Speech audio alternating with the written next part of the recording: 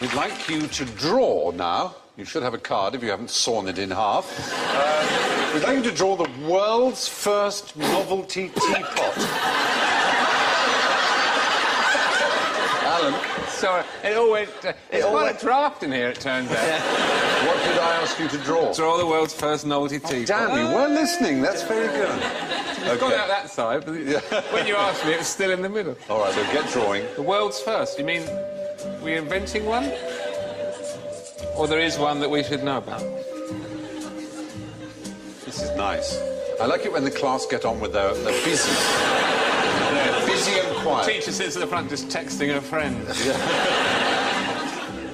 Do you know that rhyme? I'm a little teapot, short and stout. Here's my handle. Oh, bugger, I'm a sugar bowl.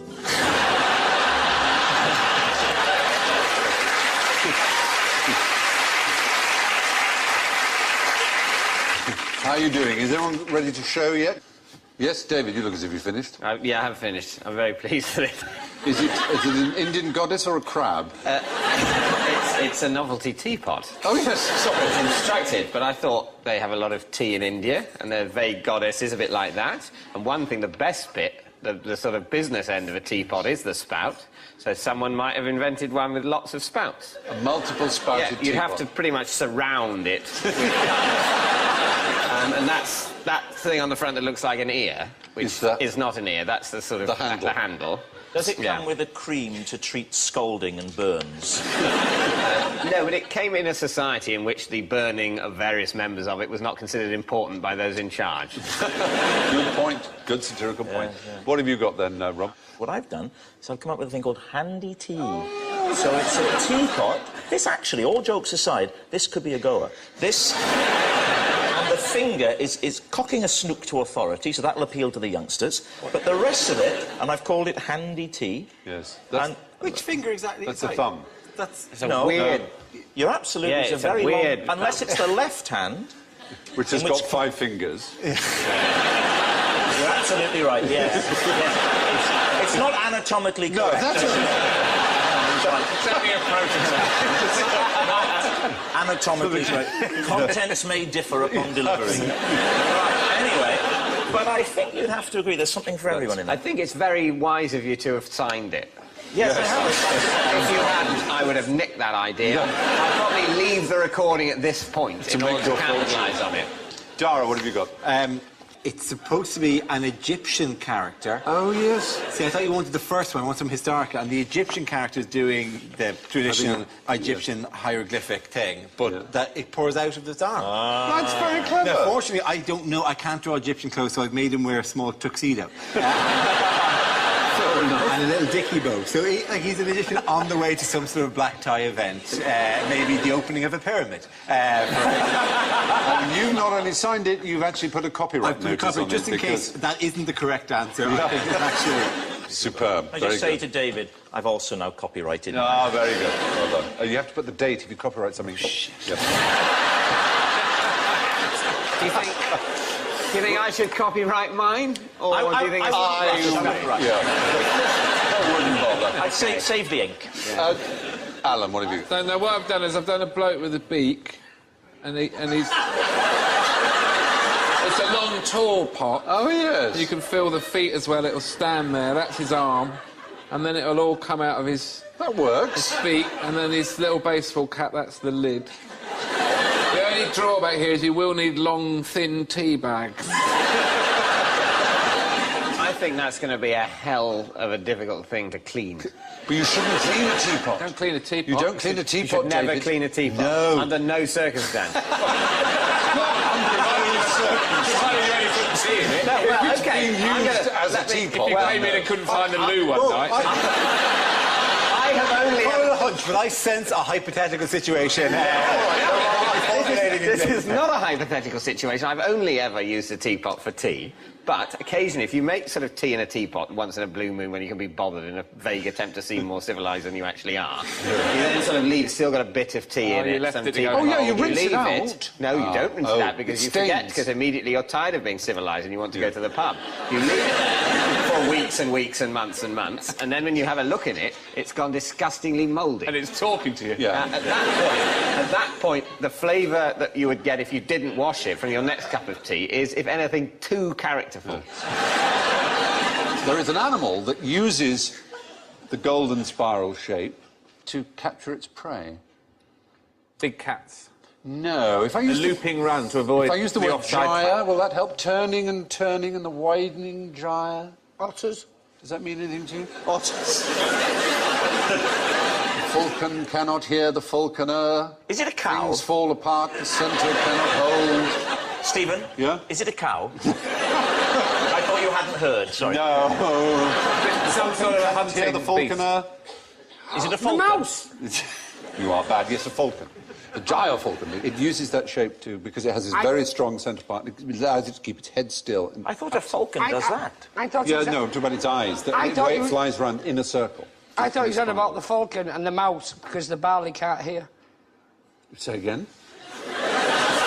Well, the mouse hunts the barley, doesn't he? The mouse hunts the barley.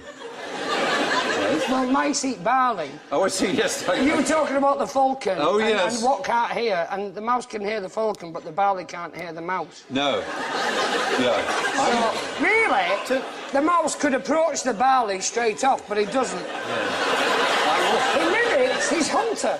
Yeah. In a way, if even if the barley could hear the mouse, there's not much you could do about it.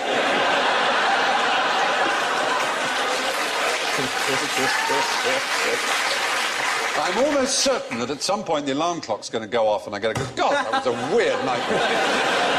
Yeah, but as medical science moves on, barley will develop legs, obviously.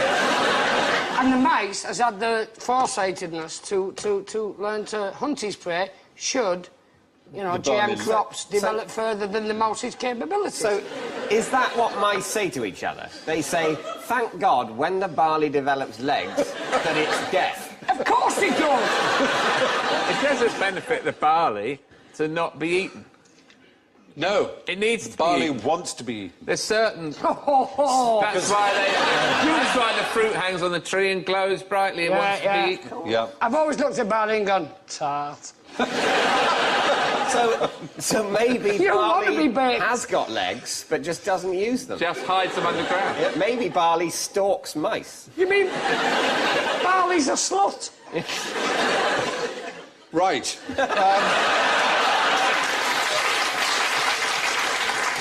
Now, if everyone could roll their tongues for me. Very good. And go close up on Graham. What the hell?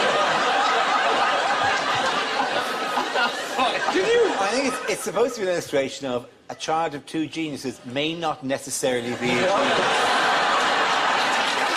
I don't know that it says that. Yes, rolling tongues. Where does that gift come from? A fish. I do. You asked. Yes, I did. And you gave an answer. You avoided the trap, which was to say from your parents that it's genetically handed down, and it's not. It's one of these things that some people can do and some people can't. And it isn't related to the fact that if you come two parents who can do it, you will therefore be able to do it. And there are other things that some people can do and some people can't, like asparagus and urine. Does it make your urine smell? It makes everyone's urine smell. No, it doesn't.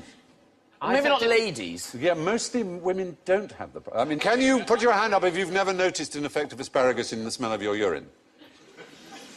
Weird. You've never noticed. Yes, some people don't, you see, and that's quite a lot of You've people. hardly in the audience. finished chewing. I know, it's always... I mean, And then you're peeing and it stinks. they used to call it... Other diners are pointing at you. You should be doing that in the toilet. That stinks and he's doing it in here. They used to call it housemaid's despair, because the next morning, if someone had had asparagus, the housemaid would take down the chamber pot, like, ow! I just want to say, I find it, maybe I'm wrong, maybe this is... yeah. I find the smell of urine quite distasteful Yeah, anyway. but there's no. Believe me. No. If you've got stinky pee, you need to see someone. I don't. There's something wrong with you. No, what? You've got a disease. I don't think Your pee presumably doesn't make you go, "Wah!" I don't. It just makes me go, I'll not drink that. It's a kind of a disgusting Well, yes, I mean, if you peed out the shower today, I mean, that would be something else. Best to leave that alone, I feel, I don't, Serious. I leave it alone because I've just turned it into a toilet. Yeah, okay, I didn't think that I was, I was flavouring If you stuff. decanted it, but it would be different. When I was a child, sugar puffs made it smell of sugar puffs to me.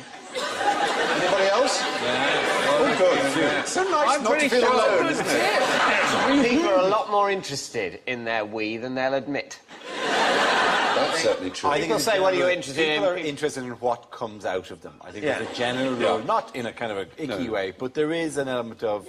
It's you. That, I just wanted to make the point where you ask someone about their interests, they'll say, walking, cinema, books. They won't say, well, primarily, You're right. the smell of my own farts, I'm always fascinated by. But, they don't come all the time, so I while away the rest of the time with cinema, books and long walks. If I could just fart all day and smell it, I would be a fascinated man. You're so right. And I think most psychologists would agree with you and say it is true, but it's an unspoken Ask truth. to anyone on Earth, when they've just farted and smelt it, who is bored. You know what that means? It means when you see someone reading, and they're reading a book, and if they go like that... they're not thinking about the book, they just let one go.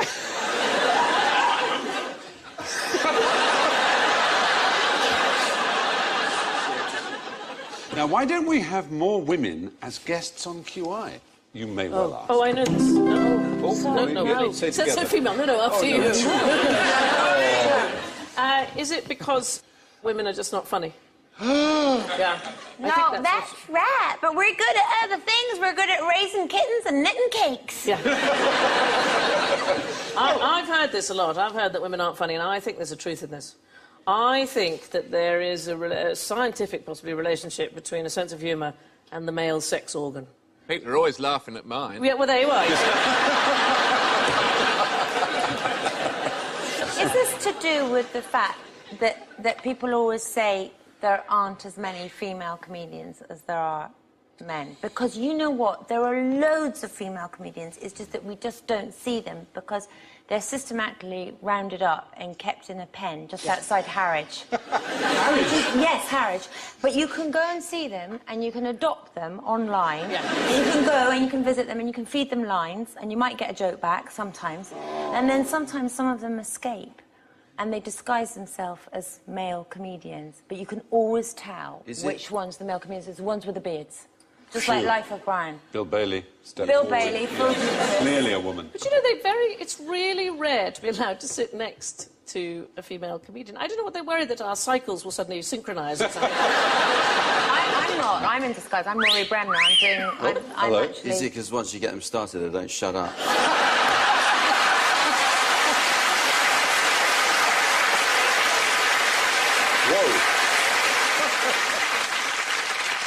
But here's a good gag. What sort of person wears one of these?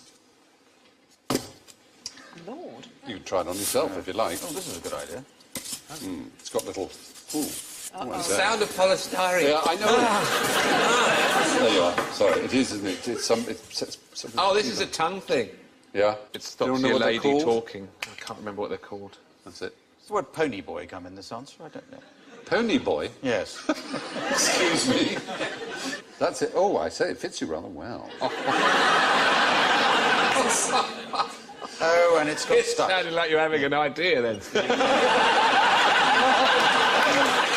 Quite disconcerting. Giddy up. No, you really... You've given me a thought there, Alan, I must say. I've been scrubbed and brought to my room. Actually, don't bother to have him scrub. Is that called? Anybody know? A wicked kegel. So close. A wicked kegel. Oh, go, I can't What's the answer, Alan? Let's do the letters. One for yes. Is it A? That's a good one. It's, Is it a device used for pigs when they're constipated? I'm pretty sure that's one of those, isn't it? Sorry, Alan, I probably should have said before. What they do is they strap it on, they ram it home. So it's a sort of chastity belt for the face. Is Yeah, that what it's known as a scold's bridle. Scold's bridle. That's it. Oh, so which is being ducked in the Ideally, river though, or you've got to something get like it before he says it. that? Yeah. Punishment for being a scold, you're ducked in the water. The other punishment, the more common punishment, was what's called a cucking stool, which is often called a ducking stool. Quite wrongly, it is actually a cucking stool. But anyway, Excuse me, that's the wrong word. It's not. Get me off the cucking stool! Bouncy castles, they're the best. I hired one for my son's fifth birthday. Oh, what? All the kids are gone. Oh, yeah. Oh, here we go. What do? You just fling yourself about. It's brilliant. And actually, when they set the bouncy castle up, they set it up for me and they handed me the safety instructions. And I was trying to read the safety instructions. All these kids bouncing around and within 2 minutes, one kid got mullered in the face. He's bleeding. And about a few hours later, some parents came to pick the kids up, and the safety instructions for the bouncy castle were on the table with blood on it. Yeah, it's fine, it went fine. Presumably, like those slides on aeroplanes in emergencies, they tell people to take off their high heels. Yes. Imagine, would it be an important Come on, first kids, step? take your high heels. Well, obviously, yes. I always used to get nosebleeds on them, and someone would always wee on those things. And they get incredibly excited, the young kids. Oh, of course and they there's do. always a wet patch, as if a puppy has been on there. I'm just the wrong generation. They didn't exist when I was a child. Really? No, we had to make do with pigs and Big fat men. Big fat men? Hey! Oh, I see. Hey!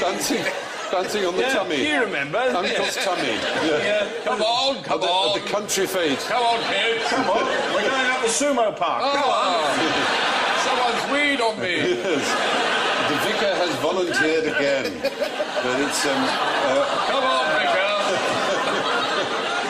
I've always seen the thing about Parmesan. You know when you buy Parmesan, I've never understood why it has a sell-by date on it. Because it just never goes off, does it? You could put it on a rooftop in Nairobi for a year. It just did nothing. Why do they have to have a sell-by date? So that you will destroy it and buy some more. It's like they say, you buy cheese at the supermarket and it says consume within 2 days of opening or something. Yes, and it's a cheese that's... a vast amount of... How much cheese do you think I'm going to get through?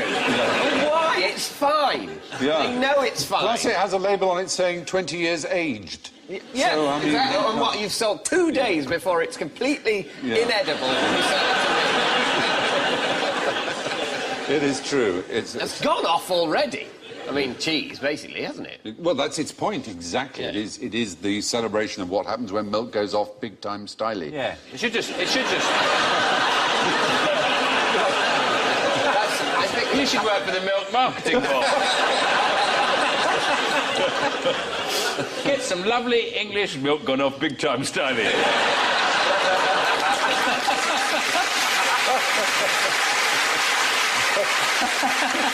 I'll have a milk gone off from big-time styling and tomato sandwich. That's a brilliant description. That's the best description of cheese I've ever heard. But also, aren't those sell-by dates are just overcautious, aren't they? You could probably leave it. Yeah, they're just for covering ages. themselves in case you get ill. Get it out the bin a couple of weeks later. And it'll be fine. Put it down your pants, go in the sauna. Sean, take it out. Sean, you... Obviously reshape it again. Sean, you're not alone. There are people here. You're saying it out loud, you're not thinking it. We had a tortoise once and it had a very, very bad arthritis in its leg. And they said, we can actually operate and replace it with a wheel. They do that, don't they? Yeah. Actually, casters, so they can go in all directions. Oh, we thought about taking all his legs off and just putting wheels on all of them. that would have been wrong. And then a little engine on the top. Sending down a shop for a Oh, yes, an aerial on a spring. Well, you could put some peanuts on it. I bet you couldn't do that. I bet you someone would object if you motorised a tortoise. The RSPCA first. Because you can have lorries like... Political correctness gone mad, John. Don't even mutilate a tortoise I'm anymore. not suggesting you mutilate it. You know who would You object? had a tortoise. Vegetarians would object. It could keep its legs. I'm thinking of some like a Bigfoot truck in America. With big wheels that could be detached so that it could be a tortoise and run around and eat weeds. And then Its legs and go then up. you could, when you wanted to go shopping, you could just send it off to the shop. A transformer tortoise. Yes. And there's great big ones in the Galapagos Islands. Oh, they're terrific. They could bring quite big, substantial pieces of furniture back for you. Put wings on them and they could take off. They could, yeah. You could get those wheels you just... Now, the socks that man in the middle is wearing are very long socks, and just out of interest for you, that's something that I've turned to recently. I now favour the longer socks. Can you take me through your reasoning? Yes, I can. I'll show you. Yeah. The gentleman's sock. The half hose. It's called the half hose. Now, Joe, you, as a lady, you're going to think this sock is going to stop a lot sooner than it does. So, watch this. Look at that. Surely we've reached the peak. Oh, my goodness me. Surely we've peaked. No. Oh, surely. my word. Surely. He's wearing tights. Oh. Can I say, not so much for Joe, but Stephen, Alan and Sean, I urge you to give it a go. Because it gives you a feeling of security. They do make you look like a knobhead. Sorry, Rob. Well, one of the problems men They have... do. There's a problem men have, Joe, But which is that we wear away the hair on our shins by tight, short socks, don't we? Is that one of the things you're afraid Can of? I just say, by just carrying on the conversation, you imply that you agree with what Joe is saying. What was going through my mind is how difficult it would ever be for a man to say that to a woman, that's all. And I thought, I'm not going to go in that direction. We allow women to be rude Could to you us, please come and down that's on fine if one they want side to. or the other here Yeah. of my... You're either with me or you're with her. It's true, but it's just as true that Put it women this make way, themselves Rob. look positively ridiculous occasionally. It doesn't make you look cool. Put it that way. Nobody's going to go, I'm going to get a pair of those. Well, at the risk of turning this into Ready, Steady, Cook, why don't we let the audience decide? All those who think Rob is really onto something with the gentleman's half hose, as I believe they are technically called, the long sock, the Bryden long sock, could you please shout out, long sock? Oh, it's not good. That's not good. I fear, without having to ask... There's no need to carry on. No, OK. Yeah. There's a thing called Pascal's wager, you know, Blaise Pascal, the French mathematician and philosopher. He said, well, all right, well, let's just make a bet, because if there is no God and there is no afterlife, then when you die, that's the end of it, all right? But supposing there is one, and it may be an infinitesimal chance, it may be billions to one that there's an afterlife, but why not bet that there will be one? Because if you're wrong, the same will happen. Nothing. Yes, Whereas if you're wrong and you bet there isn't a God, then you've got a poker up your bottom for eternity. Yeah, which is a real bore. The nuns told me, he knows what you're thinking. Yes. That's it. He knows. Yes. So it's already, as soon as you made the bet, you're already as good as dead. You are, aren't you? But what if there's a third option, and there is an afterlife, but you only get to go to it if you were an atheist? Oh, I like that one. That's an amusing one. Because then you get all the Christians dead. And then a load of bitter atheists going. And worst of all, I was wrong. They've got eternity to worry about. Yeah, exactly. With these lovely angels offering them cream cakes. You go, sod off. What would you use this for? I have a picture of them here. Oh, frighten the children. It's a German invention. Put a torch behind it, and then you creep up into their bedroom at night when they're asleep. Move it very slowly across the room. It's a thing that is used in the lavatory, in the WC. No, it's a habit. It's for men to do something when they go to the lavatory. It's to encourage them... The seat... Anything to do with the seat? It is to do with the seat. To dive off it into the toilet? No. Noble guess, but doomed. No. Do they sit down in Germany? It's if they lift the seat, which men tend to do before having a pee. This, I have one here. Here it is. This is your toilet speaking. Wouldn't you rather like to sit down? Oh, you prefer to stand? Well, then you may leave now. Poor German men don't actually get to go to the toilet then, do they? No wonder they're wearing that lederhosen and slapping themselves all the time. No, the point is, in Germany, they think it's somehow unhygienic because there's splashing and things. They want the men to sit. So it's like, that's how it's attached. So when you lift up the seat, it starts speaking at you loud enough in a public lavatory for others to hear, so that men sit and have a pee. That's the idea. Splashing is a problem. We've got builders in at the moment, and they're all using the lower loo. It is like the Centre Park's log flume in there. Is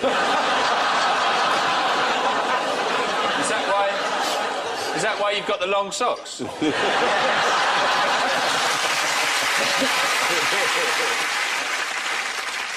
you know there's this thing that when you write an email at a certain time, it makes you solve a mathematical puzzle before it will send it.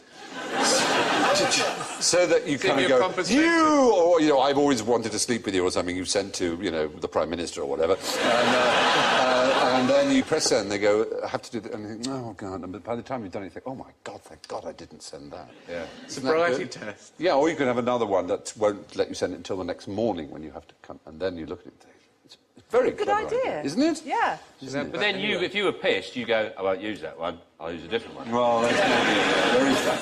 Yeah, there are always ways around. Just phone them up. Yeah. Go round. Yeah, go round. Better. Shout outside the window. Now you're in. Lord. You've only just thrown me out. Anyway, you did that when you're pissed with a Ouija board, contacting dead people, going, I'm glad you're dead. I hated you when you were alive. You were a pain in the arse. You made my life a misery. I turned into a steptoe there, Dave. The Ouija boards, are they outgoing as well? What tariff are you on? You're going to think I'm making this up, but when I sit down, if I'm wearing a heavy cord, a jumbo cord, for example, one of the things that annoys me more than anything else is when I put my trousers down and sit down, sometimes it catches the long sock and takes it down to the and I sometimes will pull the sock up while I'm sitting there just to have that nice feeling of control of the sock reaching the knee. You know what my dilemma is in that situation? Is what I often do is, if I'm sitting on the toilet, is I often take my glasses off, right? Because I don't like wearing them. For distance. I don't need them. I'm sat there for a while, I don't need my glasses. Right. So I often take my glasses off, and the pants act like a little hammock for the glasses.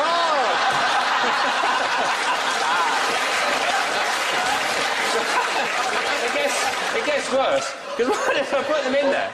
And then I might be sat there for some time, because my diet isn't the healthiest. I eat far more meat than I should.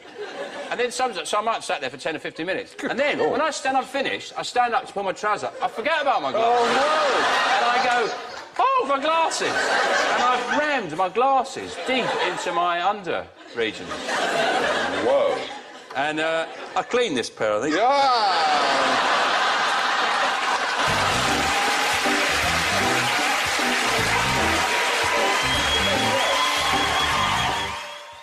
Inside the mind of an arsonist. They're playing a psychological game in tonight's Ashes to Ashes. Next, the journey continues with Doctor Who tomorrow at 6:30 on BBC One, and the Daleks are back.